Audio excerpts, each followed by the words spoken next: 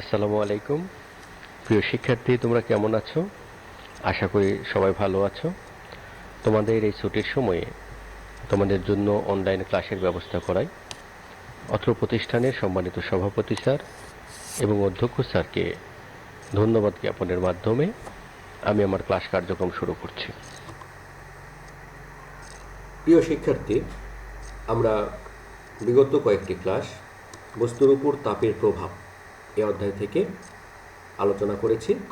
আজকে আমরা বস্তুর উপর তাপের প্রভাব এই অধ্যায়ের ক্যালোরিমিতি অংশ নিয়ে আলোচনা করব। ক্যালোরিমিতি অধ্যায়ে ক্যালোরিমিতি সম্পর্কে জানতে গেলে আমাদের কয়েকটি বিষয়ে জ্ঞান থাকা আবশ্যক। তার মধ্যে প্রথম হচ্ছে আপেক্ষিক তাপ। আপেক্ষিক তাপ কাকে বলে?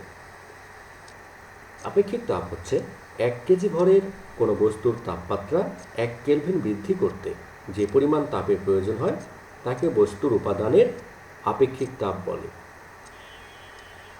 প্রিয় শিক্ষার্থী, যদি আমরা মনে করি যে 1 কেজি পানি রাখলাম, 1 কেজি পানির তাপমাত্রা আমরা 1 কেলভিন বৃদ্ধি করতে চাইলে আমাদের 4200 জুল তাপ প্রয়োগ করতে হবে। তাহলে পানির আপেক্ষিক তাপ হবে 4200 joule per kg per kelvin. আপেক্ষিক তাপকে আমরা এস দ্বারা প্রকাশ করি। আপেক্ষিক তাপ এস সমান Q divided M into T2 minus T1। এখানে কিউ দ্বারা মোট প্রদত্ত তাপমাত্রা, এম দ্বারা বস্তুর ভর এবং T2 মাইনাস T1 দ্বারা তাপমাত্রার পার্থক্য বোঝায়। অর্থাৎ বস্তুটি প্রথমে কত তাপমাত্রা ছিল এবং শেষে কত তাপমাত্রা ছিল। প্রথম তাপমাত্রা T1 এবং শেষ তাপমাত্রা T2, এই দুই তাপমাত্রার বিয়োগফল হবে T2 মাইনাস T1। এই সমীকরণের সাহায্যে আমরা আপেক্ষিক তাপের মান নির্ণয় করতে পারব। আপেক্ষিক তাপের একক হচ্ছে joule per kg per kelvin. এরপরে আসতেছে তাপ ধারণ ক্ষমতা। তাপ ধারণ ক্ষমতা কাকে বলে? কোনো বস্তুর তাপমাত্রা 1 কেলভিন বৃদ্ধি করতে যে পরিমাণ তাপের প্রয়োজন হয় তাকেও বস্তুর উপাদানের তাপ ধারণ ক্ষমতা বলে। প্রিয় শিক্ষার্থী, এখানে কিন্তু 1 কেজি কথা উল্লেখ নেই। এখানে যে কোনো ভরের কোনো বস্তুর, এখানে যেমন 1 কেজি উল্লেখ রয়েছে, এখানে কিন্তু 1 কেজি উল্লেখ নেই। এখানে বলা হচ্ছে কোনো বস্তুর তাপমাত্রা 1 কেলভিন বৃদ্ধি করতে যে পরিমাণ তাপের প্রয়োজন হয় তাকে ওই বস্তুর উপাদানের তাপ ধারণ ক্ষমতা বলে। এরপরে আসতেছে সুপ্ত তাপ। সুপ্ত তাপ কাকে বলে? সুপ্ত তাপ হচ্ছে যে তাপ বস্তুর তাপমাত্রার পরিবর্তন না ঘটিয়ে শুধুমাত্র অবস্থার পরিবর্তন ঘটায় তাকে সুপ্ত তাপ বলে। আমরা বাস্তব জীবনে এ ধরনের ঘটনা প্রায়ই দেখে থাকি। আমরা যদি একটা পাত্রে কিছু পরিমাণে বরফ নিই, সেই বরফ আস্তে আস্তে গলে পানিতে পরিণত হবে। প্রিয় শিক্ষার্থী, তোমরা হয়তোবা জানো অনেকেই যে বরফের তাপমাত্রা কত? 0 ডিগ্রি সেলসিয়াস, 0.01 ডিগ্রি সেলসিয়াস। এই তাপমাত্রাতে পানি বরফ, আবার এই বরফ গলে যখন পানিতে রূপান্তরিত হবে সেই পানির তাপমাত্রাও 0.01 ডিগ্রি সেলসিয়াস। তাহলে দেখো যে বরফটা গলে পানিতে রূপান্তরিত হলো, কিন্তু তাপমাত্রার পরিবর্তন হলো না। এখানে কি পরিবর্তন হলো? অবস্থার পরিবর্তন হলো। এই জন্য সমস্ত বরফ গলে পানিতে পরিণত হতে যে পরিমাণ তাপের প্রয়োজন হয়েছে তাকেই বলা হবে সুপ্ত তাপ।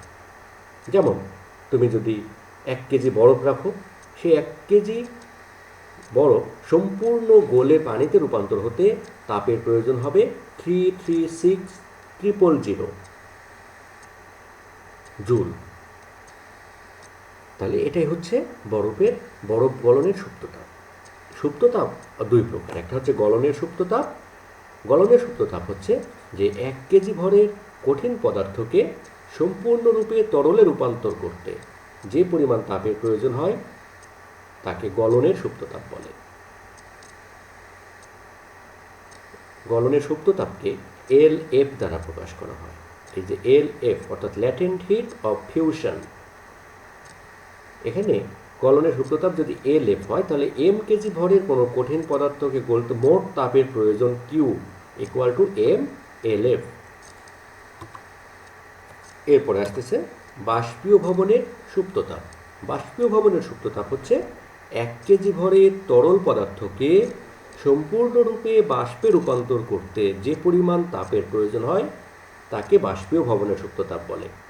বাষ্পীয় ভবনের সুপ্ত তাপ এলভি, অর্থাৎ ল্যাটেন্ট হিট অফ ভ্যাপোরাইজেশন। তাহলে বাষ্পীয় ভবনের সুপ্ত তাপ যদি এলভি হয়, তাহলে এম কেজি ভরের তরল পদার্থকে সম্পূর্ণরূপে বাষ্পে রূপান্তর করতে প্রয়োজনীয় তাপ কিউ সমান এম ইন্টু এলভি। প্রিয় শিক্ষার্থী, আশা করি তোমরা সংজ্ঞাগুলো বুঝতে পেরেছ এবং এই সমীকরণগুলো বুঝতে পেরেছ। আমরা পরবর্তীতে ক্লাসে এই বিষয়গুলো আরও বিস্তারিত আলোচনা করব। এখন আসা যাক ক্যালোরিমিতি। ক্যালোরিমিতি কি? ক্যালোরিমিতির মূল নীতি হচ্ছে গৃহীত তাপ সমান বর্জিত তাপ, অথবা বর্জিত তাপ সমান গৃহীত তাপ।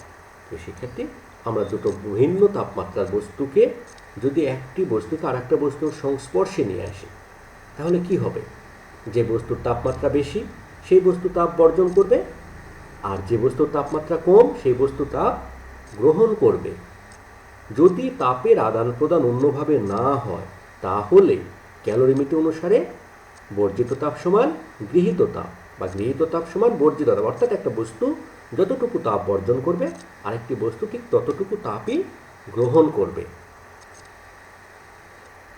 গৃহীত তাপ সমান কি? গৃহীত তাপ নির্ণয়ের ফর্মুলা বা সূত্র হচ্ছে MS into T2 minus T1। M দ্বারা কি বোঝাচ্ছে? ভর, অর্থাৎ এম কেজি ভরের বস্তু। এস দ্বারা বোঝাচ্ছে ওই বস্তুটির আপেক্ষিক তাপ। T2 minus T1। T1টা কি? তার প্রাথমিক তাপমাত্রা। T2 হচ্ছে তার শেষ তাপমাত্রা। T2 মাইনাস T1 কেন করা হলো? যখন তাপমাত্রা গ্রহণ করবে, তার প্রথম তাপমাত্রা থাকবে কম এবং শেষ তাপমাত্রা হবে বেশি। বর্জিত তাপ সমান MS into T1 minus T2। M দ্বারা কি বোঝানো হয়েছে? বস্তুটির ভর। এস দ্বারা আপেক্ষিক তাপ। T1 মাইনাস T2 অর্থাৎ বস্তুটির দুই তাপমাত্রার পার্থক্য। এখানে যখন তাপ বর্জন করবে, তখন বস্তুটির আদি তাপমাত্রায় বেশি, অর্থাৎ প্রথমে যে তাপমাত্রা ছিল সেটি বেশি, পরবর্তীতে তার কম। এই কারণে T1 মাইনাস T2। প্রিয় শিক্ষার্থী, আমরা দেখি একটা অঙ্ক। 3 কেজি সীসার তাপমাত্রা 20 ডিগ্রি সেলসিয়াস বাড়াতে কত তাপের প্রয়োজন হবে? সীসার আপেক্ষিক তাপ 130 joule per kg per kelvin. এখানে আপেক্ষিক তাপ দেওয়া আছে সীসার। তাহলে আমরা যখন অঙ্কটি করব, তখন আমরা প্রথমে এই ডান সাইডে লিখবো, আমরা জানি এখানে ছোট হাতের এম দেবো।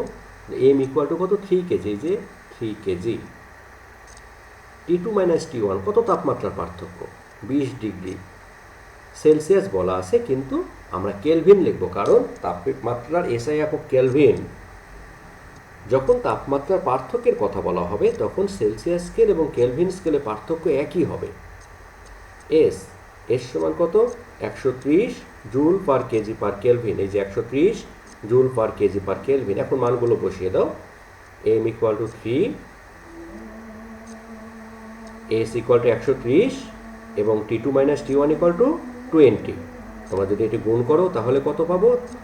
তোমরা ক্যালকুলেটারে সুন্দর করে গুণ করে নেবে। গুণ করলে পাবে 7800 জুল।